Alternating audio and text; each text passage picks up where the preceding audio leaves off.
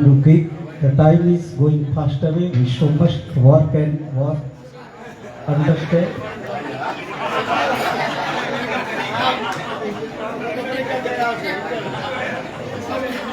Lead me from darkness to light and to ray great into immediately. वाला સિદ્ધ પુરુષ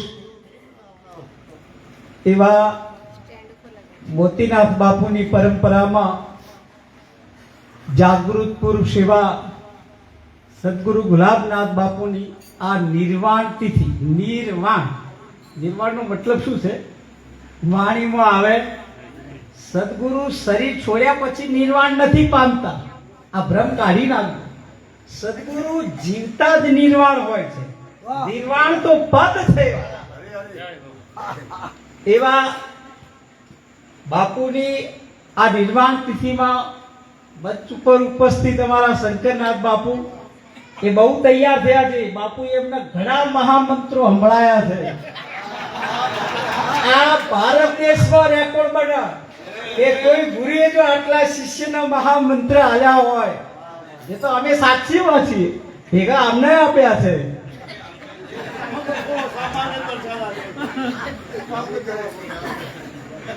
એવા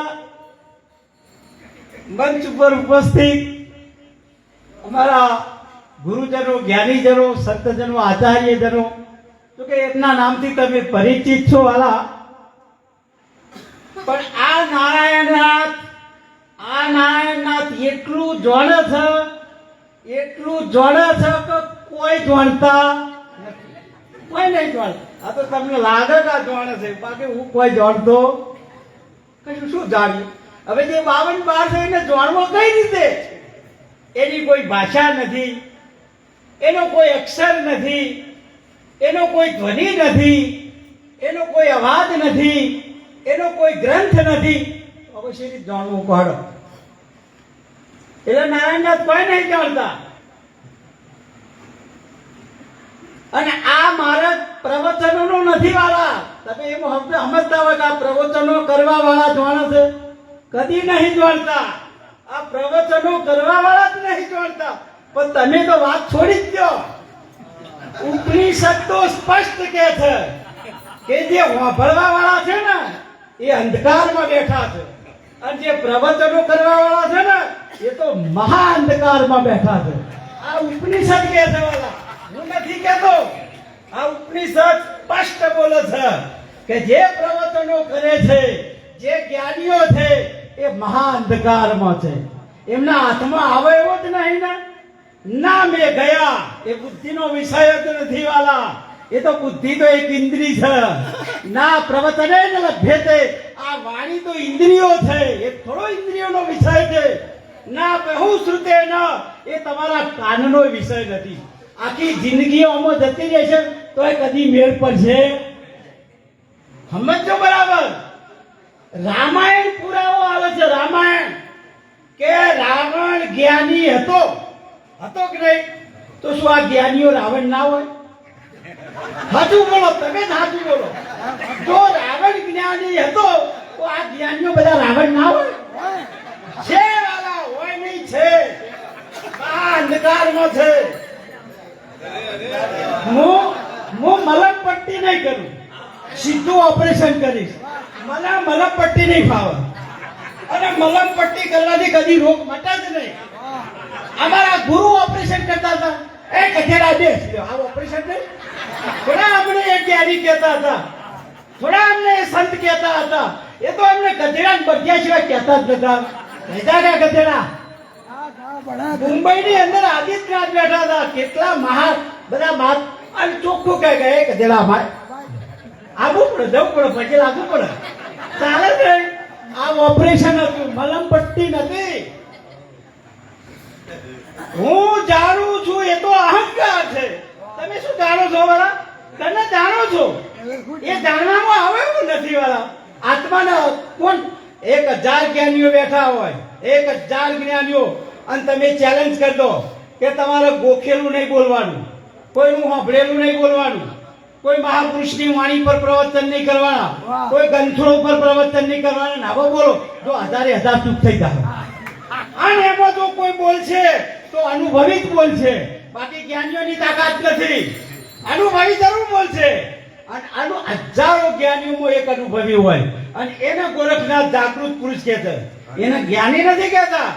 જાગતા નરસેવ મનસા માલની, તો જ મળશે નિરંજન દેવ, બાકી કદી મળશે. ગોરખનાથે કોઈ ઈશારો કર્યો, કોઈ સાધારણ ઈશારા થોડા કર્યા છે મહાપુરુષે. શું આ જ્ઞાનીઓને જાગૃત પુરુષ કીધા છે? ના, કદાપી નહીં. એવા બ્રહ્મ કદી રહેતા નહીં. બોલો, જાગો છો? તમને હવે ખબર પડી કોઈ જગા એવું જ નહીં. આ માર્ગ જાગવાનો છે એટલે મતલબ શું છે? આ માર્ગ ઓનલી ફોર મીટવાનો માર્ગ છે. મીટી જાઓ વાલા. આ માર્ગ ઠરવાનો છે. ઠરી જાઓ બસ.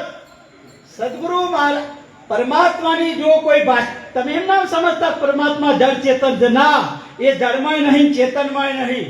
એને કહેવાય હોય નહીં. એમાં ધર્મે નથી ને અધર્મે નથી, એમાં જ્ઞાને નથી ને અજ્ઞાને નથી વાલા. એ શું છે એ તો તમે કહી જ ના શકો, વર્ણવી જ ના શકો, બોલી જ ના શકો. કેવલ મૌન. અને એની જો કોઈ ભાષા હોય, પરમાત્માની જો કોઈ ભાષા હોય, તો ઓનલી ફોર પ્રેમ. એક શબ્દ ગુરુદેવનો મટી ગઈ ખેંચાતા. મને કીધું નારાયણ નાથ દેખાય શું? મેં કીધું બાપુ જગત. કે ના, જગદીશ. મેં હું સમજવું કે જગત નહીં, જગદીશ. એક જ શબ્દ વાપર્યો કે આ દેખાય જગદીશ. જો તમે સમજી લો, હું સમજજો. આ સમજવું કાઠું છે વાલા. અને એ વેદ પુરાવો આપે છે કે સર્વ ખલિદમ બ્રહ્મ એકમેવા દ્વિતીયમ બ્રહ્મ દ્વિતીયમ નાસ્તિ ઇદમ બ્રહ્મ આસિતમ બ્રહ્મ. એ તો વેદો બોલે છે પણ સમજાય એવું નથી પાછું વાલા. એ તો ઘણા એવું સમજાયું હોય તો પછી આ વસ્તુ જ ના આવે. જાણવા જેવી વસ્તુ અજાણ છે તો પછી જાણી લીધી કહેવાય ને જ્ઞાનીઓએ. તો અજાણ શબ્દ જ ના આવે. અરે જે જાણવા જેવો નથી, અને જો કદાચ જણાઈ જાય તો જાણવાનું કોઈ રહેતું નહીં. એ પામવા જેવો છે, પણ પામવું કેમ? અને પામી લ્યો તો પામવાનું કોઈ રહેતું નહીં. એ મેળવવા જેવો છે, પણ મેળવવું કેમ? કઠિન વસ્તુ ત્યાં છે અને મેળવી લે કોઈ મેળવવાનું. એટલે સદગુરુની જો કોઈ ઓનલી ફોર સાચી ભાષા હોય તો પ્રેમ. પ્રેમ એ જ ભાષા. પ્રેમ ભલે દેખાય નહીં, સંતોના ચહેરા જુઓ વાળા. એક નૃત્ય છે, એક આનંદ છે, એક મોજ છે, એક મસ્તી છે. અને સદગુરુ એ પ્રયત્ન કરે છે. જ્ઞાન આપવાનો પ્રયત્ન ના કરે વાળા સદગુરુ. સદગુરુ તો કોઈક અનુભવ કરાવવાનો પ્રયત્ન કરે. જ્ઞાનીઓ તો ઘણાય છે. આ ભારત તમે યુટ્યુબ ખોલો ને આ મોબાઈલમાં તો જ્ઞાનીઓનો તો રાફડો છે. આમાં ઘણાય મોય બકે છે આ યુટ્યુબમાં. એ વસ્તુ અલગ છે. તો ગુરુ મહારાજનો એક પ્રયત્ન હતો કે મારા સેવકો જે શરણમાં આવી જે કોઈ હોય, દુનિયાભરની વ્યક્તિ હોય, એનામાં એક વસંત ખીલે. વસંત ખીલે, હરિયાળી ખીલે, હરિયાળી એમ. એનામાં એક એવું વસંત ખીલે, એવી એક ખુશ્બુ આવે. અને એ ખુશ્બુ અહીંયા વિસનગરની ગાદીથી નીકળવી જોઈએ. અને એ ખુશ્બુ વિસનગરમાં નહીં, ગુજરાતમાં નહીં, પૂરા ભારતની ભૂમિમાં ખુશ્બુ ફેલાવી જોઈએ. આ જ્ઞાનીઓનો ધ્યેય હોય છે. આ ઋષિઓનો ધ્યેય હતો. નકર તપ તો રાવણે કરતો હતો, પૂજા પાઠે કરતો હતો, જ્ઞાની હતો. તમે જુઓ રાવણ જેવો કોઈ કલાકાર નતો. મનોરંજન કરાવો તો કે રાવણ જ કરાવે. રાવણ જેવો કોઈ વક્તા નતો વાલા. પણ ફેલજો કે ના જો, ફેલ જ ગાય. અનુભવ નથી વાલા. તો આ અનુભવની વાતો છે. અનુભવી અનુભવ કરવા આવો. કીધું છે કે આ જગતમાં બાનાધારી ઘણા ફરે, જ્ઞાનીઓ ઘણા ફરે, અનુભવી બહુ થોડા. જે સમજે સદગુરુની શાન, બાકી બધા પ્રજાપતિના ઘોડા. આદિ રે અનાદિ ગુરુ મારા અનુભવી, અને મારા અગણીએ આયા. અને વસ્તુ એવી અનાદિની લાવ્યા, અનાદિની, જેનો આદિ નથી, જેનો અંત નથી, એવી વસ્તુ લાયા. અને ડંકો દીધો વાલા ઉપદેશનો, પછી મન મેવાસીની મોય, આખું મન મેણાઈ ગયું. આ તો બધા જ્ઞાનીઓ તો તમારા મનનો ઉપદેશ કરે છે. मन ही ज्ञाना मन ही ध्याना मन मन की बात, मन के लिए ज्ञान થતા મન હે અંતર્યામ. આ તો તમારા મનના ઠપકો આપો છે. અંતર્મુખ થો, અંતર્મુખ થો. એટલે ચોકન અંતર્મુખ થવાનું છે. બદલો બદલો, કોને બદલવાનું છે? મનને બદલવાનું છે. મનને તો દેવતા મેળો, સ્વરૂપને સમજો. ઈ કોઈ બદલવાનું નહીં, ઈ કોઈ અંતર્મુખે નહીં થવાનું. ધ્યાની જ્ઞાની મથી મથી મુવા, પણ સમજ્યા નહીં મારા સદગુરુનો સા. જ્ઞાનીઓના ધ્યાનીઓ તો બધા થાકી ગયા, પણ સમજ્યા નહીં સદગુરુનો સાથ. સદગુરુની પીરાઈ કોઈ ના પાવે વાલા પાર. અલખની મને આસ છે, બીજી નથી કોઈ આસ. આ સદગુરુનો મહિમા છે, જે લખ્યામાં ના આવે. એટલે સમજો, એક શબ્દ ગુરુદેવનો મટી ગઈ ખેંચાતા. શબ્દમાં સારા ગુરુ સમાયા. સારા એટલે આખા વિશ્વના ગુરુ આવી ગયા. શબ્દમાં સારા ગુરુ સમાયા. શબ્દમાં ગુરુ છે મौजूद. जो होने वाले हैं, जो होंगे, सब है मौजूद. એવો કયો સદગુરુનો શબ્દ છે? એમાં દુનિયાભરના ગુરુઓ મौजूद છે, જે થઈ ગયા, જે થવાના છે, અને જે હાલે હયાત છે. ગુરુ મારું મંજિલ છે, ગુરુ છે તલાશ, ગુરુ મારી ઉમ્મીદ છે, ગુરુ છે મારી આસ, ગુરુ મારો પ્રેમ છે, ગુરુ છે અનુભવ, ગુરુ મારો અહેસાસ છે, ગુરુ છે જીવનની હા. બોલો, જાગો છો?